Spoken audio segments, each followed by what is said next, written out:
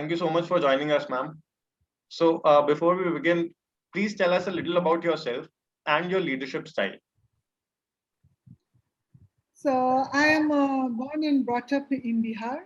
My father was a bank officer, which meant that we kept on traveling and moving from one city to other every 2 3 years, and that had an impact of everlasting impact on my life because when we were moving from one city to another one, we every time we landed in a new city, we had to quickly adapt to the environment, understand what's happening around, understand who are the people around, make new friends, and then start all over again, and then ready to be moving out of that place in another 2 or 3 years, leaving the connections behind. So there are few things that I really picked up very early on in life. One was that understanding the environment and adapting to the new place that very, very quickly. And also, like making the best of the situation that you are in. So whichever environment that you are in, you learn. The second thing was to empathize and connect, which was very important to build the very everlasting, trusting relationships and friendship. And third was the curiosity, the basic curiosity to learn about the place, the people, the new things that are coming around, new experiences. And that has stayed with me throughout my life. And these three things got translated even at my work. So if, as you might be aware or through my profile, that I had multiple stint in multiple jobs, right? And I have not only changed jobs, but I have also changed careers. But these learnings of adapting to environment, scanning the environment well, and then really knowing that how do you make the best out of the situation has helped me a lot. I think one of the strengths that I really carry is connecting, empathizing with people. And that has given me an edge over others because I've always found it to be, I've been respected and I have been trusted by friends, colleagues, stakeholders. And they know, I am one person we can say is the go-to person for most of the people because they know, okay, she's one dependable one that one can go back to. And curiosity to learn has kept me going and learning. And even at this juncture, when I am going into my third career shift, is the curiosity that is coming in. So I have made different shifts, and throughout that, I think learning has been a core pillar. It's actually difficult to say what is my leadership style because that is something that others will possibly respond to. What I valued and what I have tried to imbibe in myself is authenticity and agility. Authenticity has been something that I value a lot in myself and in others, and I have really invested throughout my life. And this is a lifelong journey. I can't say that I'm perfect into it, but I have invested in developing my own self-awareness. I try being mindful when I am with people, with and at every juncture of life, in every situation, every decision that I am making, and being compassionate to people, caring and compassionate to people. And more important part of the authenticity, which has been a real test in life for me, has been audacity. That is courage to stand for truth, to speak the truth, stand for it, and also standing for what I truly believe in. So that is one component that has really helped me build it. So I would say that authenticity is the core that around which I would like to develop my leadership. The other piece which has become more around in last 3 4 years, I would say prominently is agility, because one needs to respond at a very very short notice, and I have to respond to environment with the unprecedented things being thrown at you, Right. the situations like COVID. And also agility is something that I would say that I have built up in last 4 5 years. The whole piece is around how do I actually be a, how do I make myself an ambidextrous leader working on both resilience and agility. Resilience is to stand strong and bringing in the, the whole of authenticity, and agility is that ability to really adapt with what is happening around in the environment. So that's the pursuit. Let's, see how. how the journey goes forward. Thank you so much for sharing about yourself, ma'am. I think you have a really inspiring journey. So, I also would want to ask you, what do you think about work-life balance, and why do you feel it gets so often ignored? Isn't it the most natural thing to do? Yeah, I agree with you. It's the most natural thing to do only when you understand what it is, right?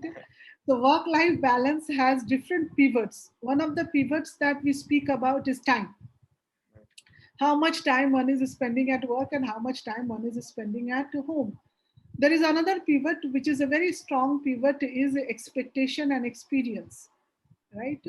To give you an example, there may be people who are really working 10 12 hours a day every day, but when they are on the weekend you will find them spending full time with family, going out with the families, playing with them, playing, spending time together or creating experiences that matter. You will also have people who are spending 4 5 hours in office, actually, in Right. terms of a work time that they're spending. But when it comes to really the quality of time that they're spending with their friends and family is not very strong. They might be a couch potato, or they might be, doing some things that really does not add value. So work life experience, I think, is very important that we look at it from both the pivots of time and experience. The second thing about work life is that many a time while we keep on talking about or cribbing about saying work is taking so much of my life, right? So much time, so much experience. But if you look at, most of us put a emphasis on planning for work, put an emphasis on having expectations from work, put an emphasis on having very clear aspirations from work. Are we doing that for our other relationships, right? Do I know, what kind of mother I want to be, what are my expectations, how much time I want to spend with my child, and what kind of time I want to spend with my child, what do I want to do, and what are my expectations coming out of time? Do I know, as a daughter, what am I supposed to, what is my expectation, how do I want this relationship to look like? Similarly with the friends, how much time that we are spending with the friends, what is the kind of a relationship that we do not spend that kind of a time thinking about it.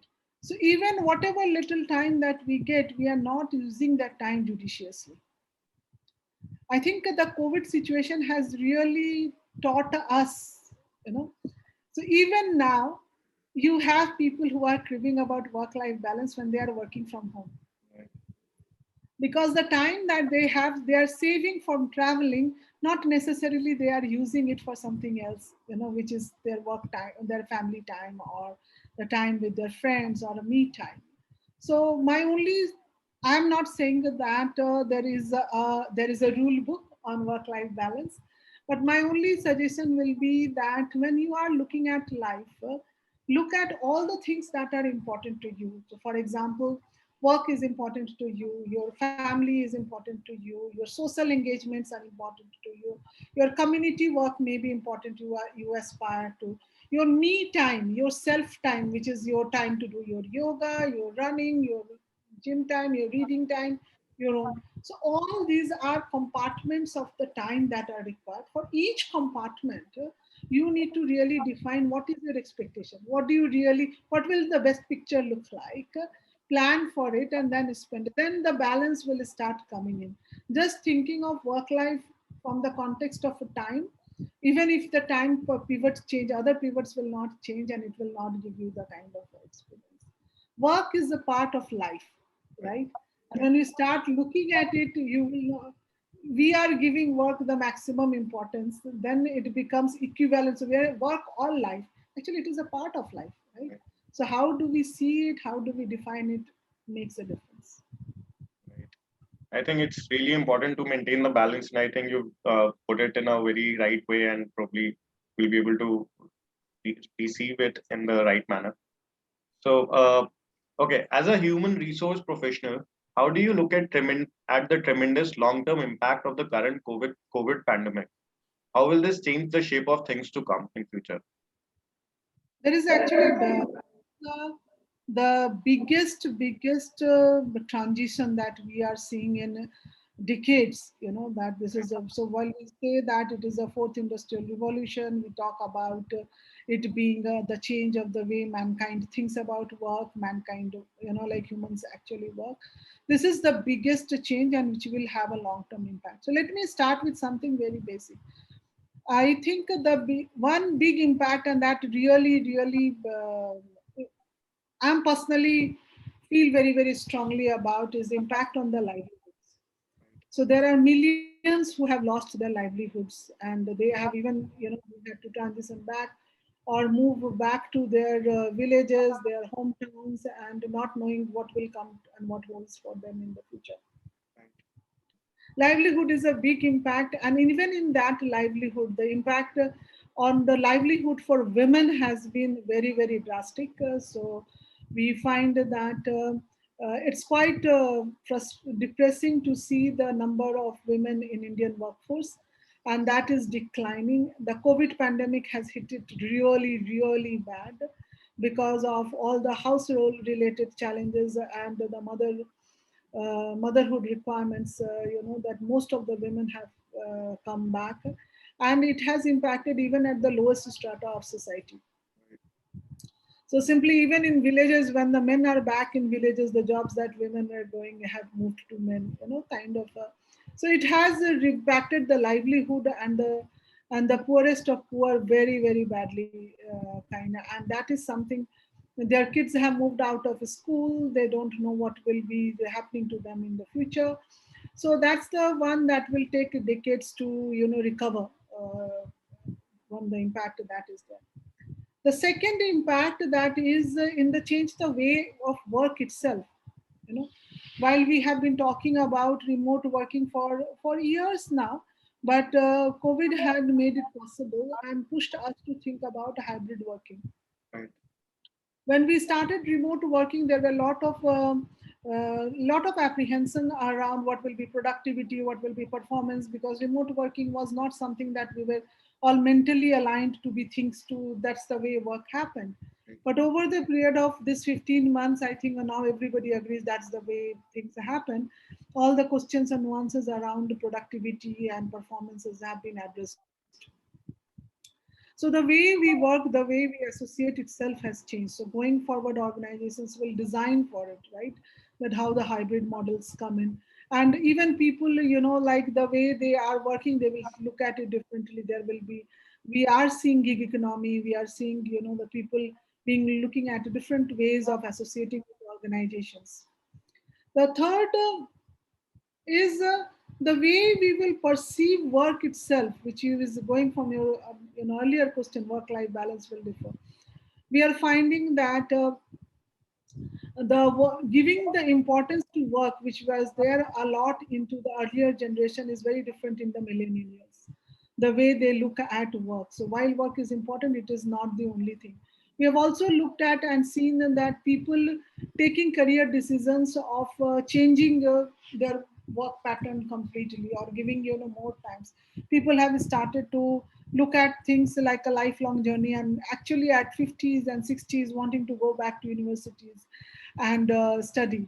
So the way we look at work, the importance that we give to work will be very different. It will, it will be completely changing the way. The changes will be the way of in the way we live, right?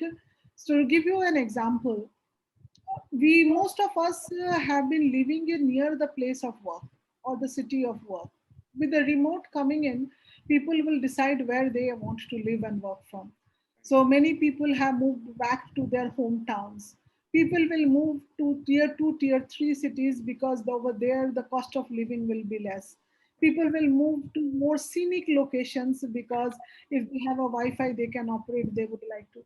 There is a whole thing of work travel now, which is a very different context than earlier work travel, where people are traveling across the world and they can operate, log in and operate from anywhere else. So I think the whole way the relationship of life and work will change, and because of that, the way we live would also go through a massive change. The last piece for me is, I think, mental health and well-being will become one of the biggest thing that we need to really, every organizations will have to really consider it and in its top priority, because that is something that is very much it has always been there, but I think it got really aggravated during the COVID times. So most of the organizations have opted for counseling services, but this is something that we will have to watch out for, and not only go for remedial measures, but look at that what kind of preventive measures and what kind of a work design that we can have, so that these kind of stress, anxiety, and other related issues are minimized at a workplace. Right.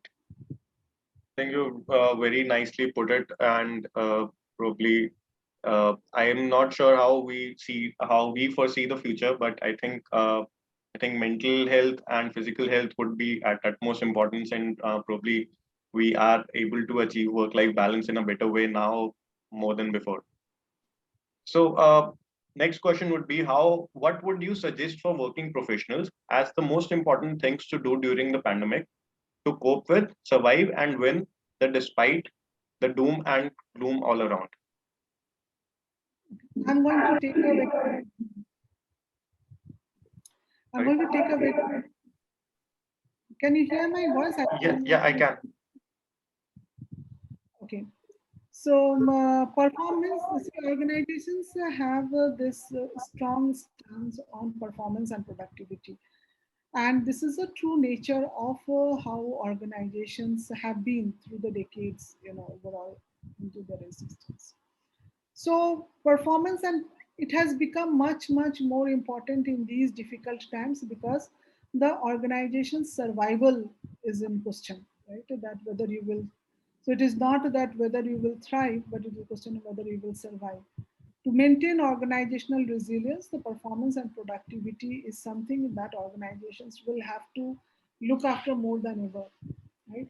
So if organization is looking at performance and productivity, that is what the individuals will also have to give. That, how do you give? To do that, there are three things I would say that might help. One is that how are you working on your own self resilience? Because these are the times which are tough times on all of us. These are unprecedented. It is to understand that there is an impermanence, and how do I deal with that impermanence? So the resilience in terms of understanding self, understanding what you love to do, what gives you energy, what gives you passion, what makes you work your best, what makes you happy, what makes you take care.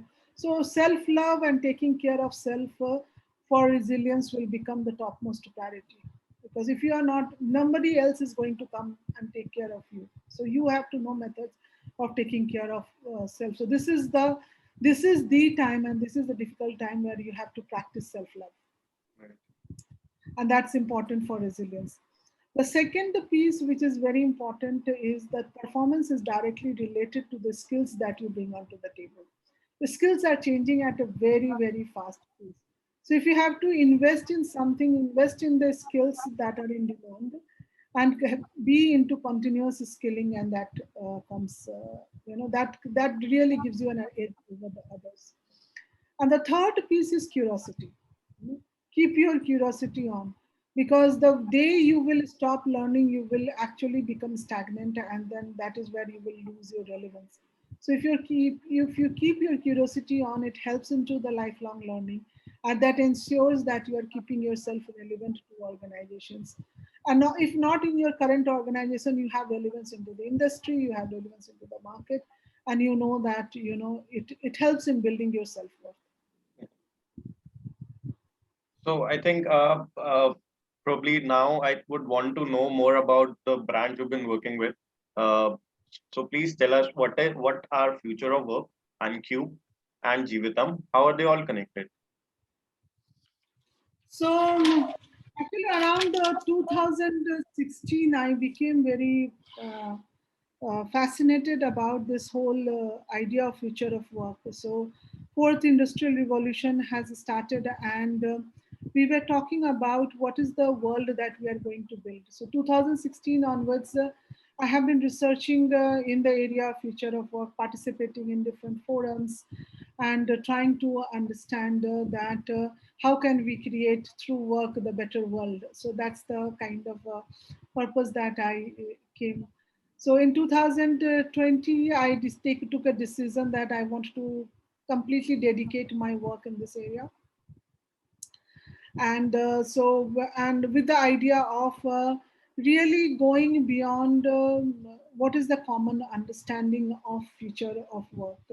So the dream that I had in my mind was to creating a space, creating opportunities, creating platform for organizations and leaders to understand the opportunities the future of work presents, and how do we work towards more resilient organization, more sustainable communities, and bring it all together. And that is where it started. So my whole work as a person, I think my purpose is completely to be the future of work catalyst for organizations, for systems, for society, community, and anywhere that it can be used. So Uncube formation was from that perspective, because Uncube we are looking at creating a platform for research, learning, collaborations, everything looking at how do we create more understanding on the future of work, and how do we work with these new emerging models and techniques and tools to build more resilient organizations and sustainable organizations. Jeevitam, we can't talk about sustainability, we can't talk about future if we are not talking of livelihood. So livelihood is a core component, it is bit included in it. So Jeevitam is a livelihood platform. It talks about its mission is for livelihood for all. It has around 1.6 crore plus people already registered, and it is looking for more. It is growing at a very very fast pace. So the dream over there is livelihood for billions. That how do we get to the livelihood for billion? And that was something which was very fascinating and quite core to the purpose that I'm already working with. And that is where it got connected. So these three pieces, if you ask that one common connecting thread to all these three, that will be future of work. Nice.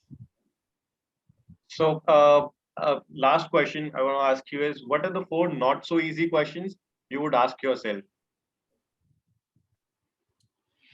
I would ask myself, okay, so one question that comes in my mind is the question that I get asked very very often is where am I from?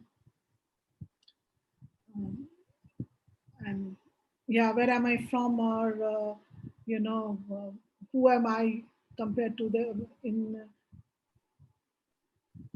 relation to the community that I come from. So that's the question that because I look like a northeastern, and Northeast India. I speak, my mother tongue is Bengali, but I'm born and brought up in Bihar.